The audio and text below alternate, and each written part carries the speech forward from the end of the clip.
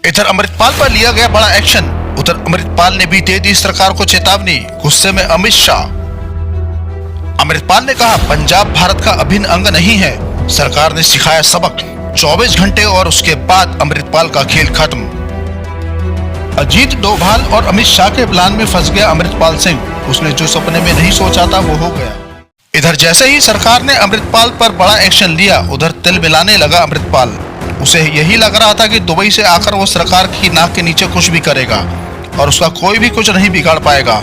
लेकिन सरकार ने ऐसा सबक सिखा दिया है कि अब खालिस्तान की मांग करना तो दूर, अब जान बचाकर यहाँ से भागने के बारे में वो सोचेगा। शायद अमृतपाल को यही लग रहा था कि जिस तरह पहले की सरकारें हुआ करती थी, चीजें सब वैसे ही होंगी। वो रातों रात पंजाब में खालिस्तान की मांग करके हीरो बन जाएगा। शुरुआत तो उसने एकदम जबरदस्त अंदाज में की थी, लेकिन उसकी कहानी का दी एंड अमित शाह ने पहले ही लिख दिया था।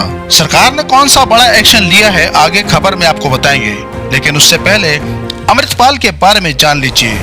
वैसे तो अमृतपाल सिंह पंजाब का रहने वाला है, लेकिन वो खुद को इस देश का नहीं मानता।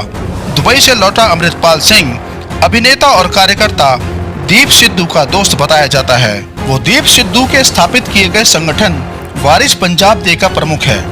दीप सिद्धू का नाम दिल्ली दंगे में सामने आया था, लेकिन जब पिछले साल उसकी एक सड़क दुर्घटना में मौत हो गई तो अमृतपाल वारिस पंजाब डे का प्रमुख बना। इसका प्रमुख बनने के बाद से ही अमृतपाल सिंह ने जोर शोर से खालिस्तान की मांग करनी शुरू कर दी और धीरे धीरे अपनी जमीन तैयार करने लगा। अमृतपाल ने सबसे पहले लोगों में दहशत पैदा करने का काम किया। उसके एक समर्थक को पुलिस अपने साथ थाने ले गई थी, जिसे छुड़ाने के लिए हथियारों से लैस होकर सीधे थाने पहुंचा था। लेकिन जब पुलिस ने उसे रोकने की कोशिश की तो उसके समर्थकों ने बैरिकेड तोड़ दिए और थाने में घुस गए। इस दौरान 6 पुलिसकर्मी भी घायल हो गए। अमृतपाल सिंह की चेतावनी के बाद पुलिस को मजबूरी में उसके समर्थकों को छोड़ना पड़ा। लेकिन इसी के बाद पंजाब में रह रहे लोगों को ये डर सताने लगा कि अब अगर ऐसा ही रहा तो कानून व्यवस्था पूरी तरह से खराब हो जाएगी और वो डर के साए में जीने को मजबूर हो जाएंगे। इसी के बाद पंजाब के मुख्यमंत्री भगवंत मान गृह मंत्री अमित शाह से मिले थे और उसके बाद अमृतपाल पर एक्शन लेने का प्लान तैयार किया गया। सबसे पहले सेना के जवानों को पंजाब में तैनात किया गया और सुरक्षा व्यवस्था टाइट की गई। लेकिन ये तो सिर्फ शुरुआत थी।